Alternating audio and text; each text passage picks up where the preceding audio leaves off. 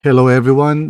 We come now to the last devotional for this week based sa ating napag-aralan last Sunday, which is really about God giving us, each of us, an opportunity by His grace and mercy para sa ganun we can participate in sharing or talking about Jesus sa iba't ibang pagkakataon. And the Lord will do so, sabi ko nga, because if we are ready, God is going to use us regardless of who we are, kung ano man yung background natin o napag-aralan. No, each of us has a story to tell, and by God's grace, maaari natin ma-fulfill yung mission na ibinigay sa atin ng Panginoon, no, to make disciples of all nations. Iba-iba ang parte natin, iba-iba yung role natin, but we can all be part of it, which is what our monthly series is all about, everyone working as one. So, lahat po tayo ay may part, lahat tayo may storya, lahat po tayo ay merong assignment mula sa Panginoon, at lahat tayo bibigyan ni Lord ng opportunity.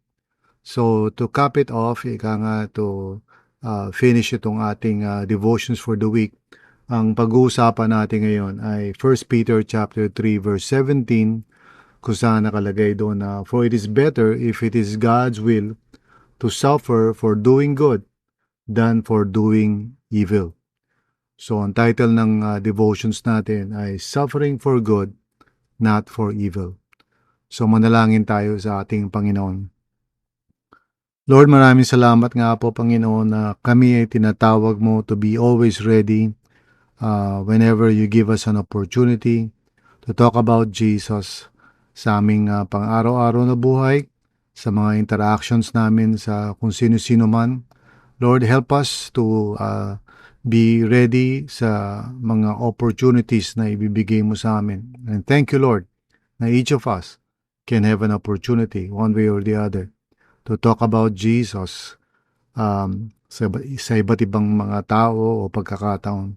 So Lord, we pray right now as we finish off itong weekly devotions namin, Lord God. May you speak to us once more, teaching us from your word and helping us to apply it sa aming buhay. Maraming salamat, Lord. Thank you for your grace. In Jesus' name, amen and amen. So, suffering for good, not for evil.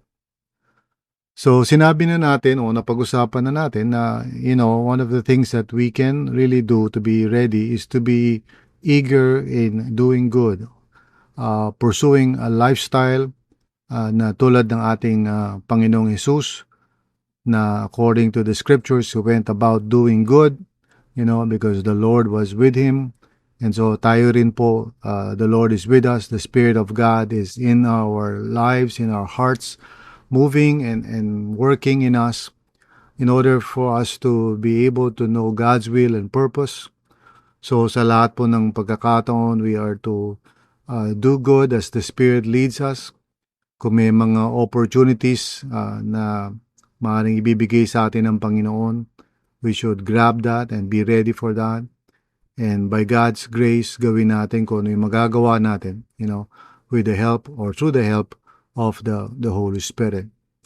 And like I said, we live in a world na ang mga tao suspicious o cynical. Iniisip ng mga tao, lahat na lang ng tao, perhaps maliban sa kanila, are out to do evil or out to do harm. Even Christians themselves. Dahil nga rin sa maraming mga karanasan ng mga tao. Dahil hindi lang doon sa mga taong masasama, kundi doon sa mga tao who profess to be good people, eventually end up doing evil, no? Kaya nga itong mga recent na mga balita about Christians or pastors or Christian leaders doing evil can have such a negative impact, no, sa mga tao kasi of all people, in-expect ng mga tao, those who profess faith in God should be the ones who are to show by their example yung kabutihan na kanilang pinapahayag. And yes, there's a lot of truth in that. Maraming mga Christian leaders minsan because of ignorance, because of disobedience, no? Imbis na maging halimbawa ng kabutihan, ay nagiging halimbawa pa ng kasamaan. So, of course, we cannot do anything about those people except maybe to point it out.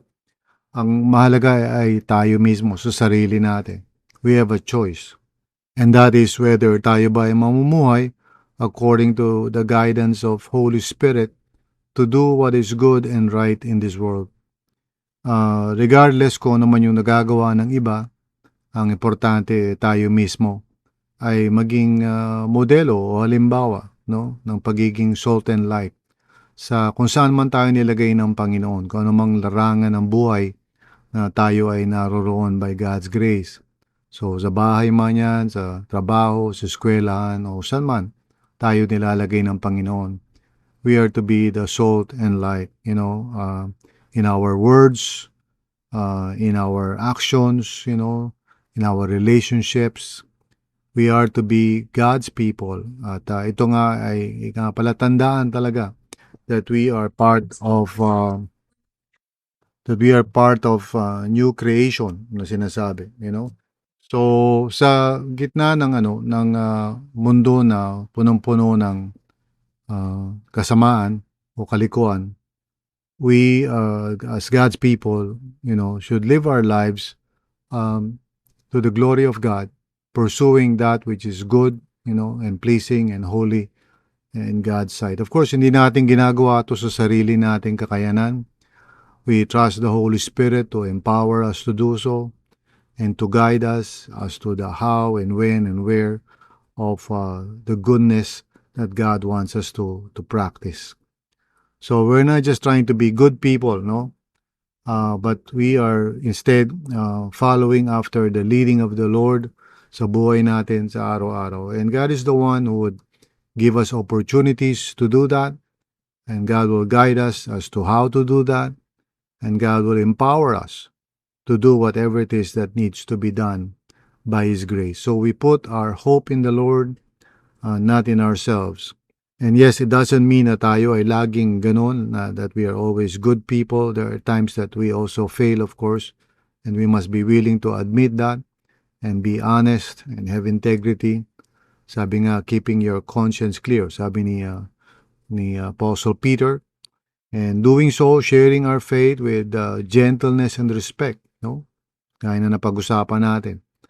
We must do this being considerate of others, hindi harsh, hindi rude, hindi imposing upon other people, manipulating or anything like that, but doing so with honesty and integrity.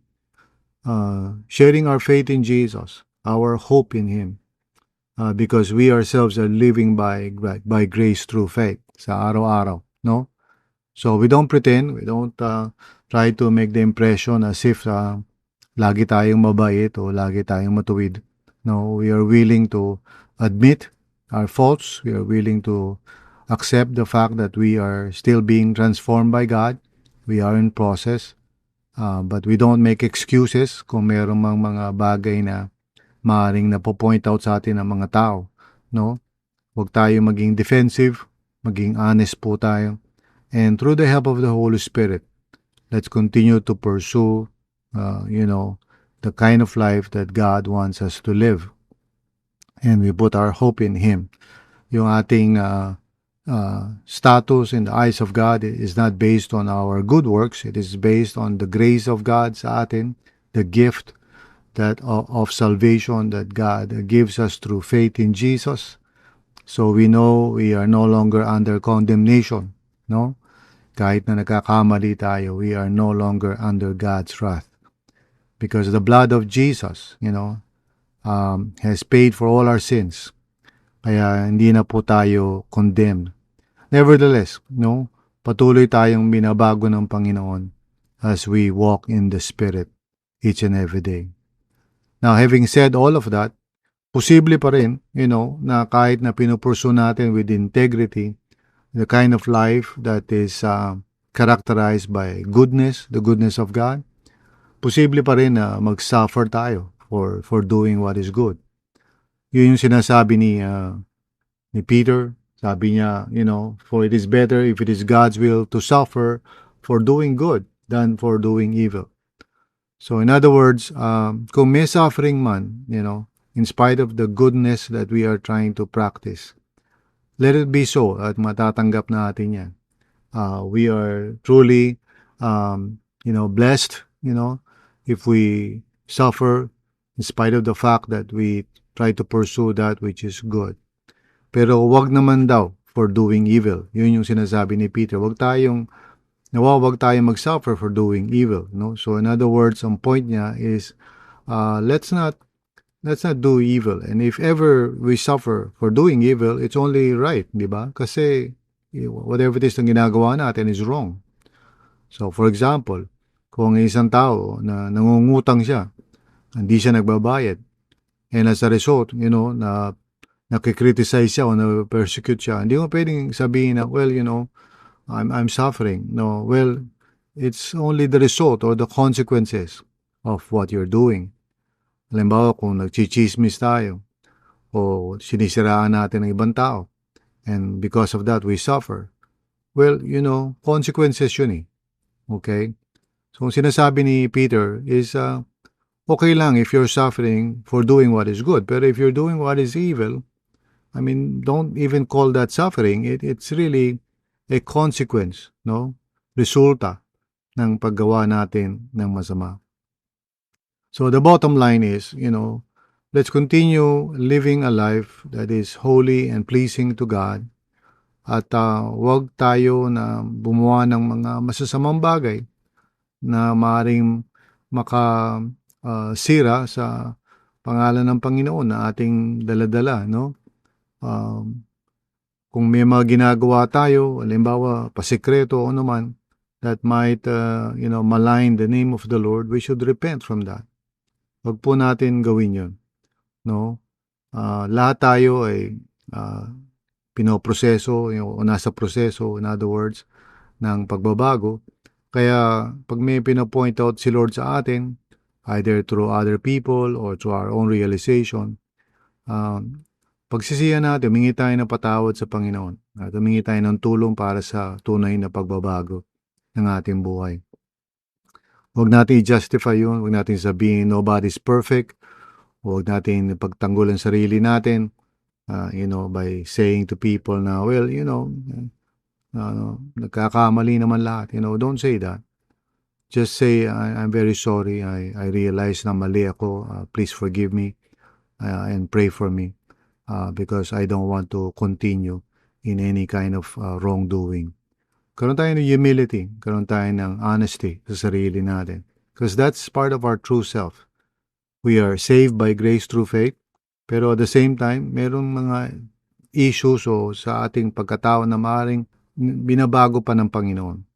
So, huwag tayo magulat o huwag tayo maging defensive kung nagiging obvious yun o na lumalabas yung ganong mga pag-uugali, yung insecurity, yung defensiveness, yung pride, so many other things. We must be willing to say, wow, I'm really sorry. That's very prideful of me. O kaya, I'm sorry for speaking so arrogantly. O kaya, please forgive me for being judgmental. Let's all be honest. Let's all be our true selves in the Lord Jesus. He's not done with us. We, for as long as we are living, we continue to be transformed by the grace of God. So, magpatuloy lamang po tayo. Huwag tayo mag-give up. Let's continue doing what is right and good and pleasing to the Lord. At kung may mga nararanasan tayo because we're doing wrong, huwag nating tawagin yun na parang suffering or persecution, but rather God's way of showing us na maaaring yung bagay na yun needs to be surrendered to the Lord. We need to repent from it, and we need to pursue that which is in accordance with God's will. Amen? So, purihin ang ating Panginoon. That wraps up our devotions for the week, and I hope na marami po kayong natutunan. It's our way of really deepening and expanding yung ating Sunday message para mas lalong tumimo ito at maunawaan natin ang sinasabi ng Panginoon. Amen? So tayo po ay manalangin. Lord, maraming salamat nga po, Panginoon, for your word. And you have spoken to us the whole week, Panginoon, not just on Sunday, I pray, O Lord God, na especially sa pagtatapos namin ng series na to this coming Sunday, I pray, O Lord, na that you would really instill in our hearts yung katotohanan na everyone working as one. Ito po yung nais mo para sa amin as your people. So nawa, yun nga po ang mangyari, that each of us would see our part, our stories, our assignments, even our opportunities as all part of your will and purpose. And as we wrap it up this coming Sunday, Panginoon, as we talk about the presence and power of the Holy Spirit that is available for every true believer in the Lord, nawa magkaroon nga po kami ng confidence and motivation to really work as one, as your church, as your people, to fulfill the Great Commission, Panginoon. So maraming salamat po, Lord. Thank you so much for your mercy. In Jesus' name, amen and amen.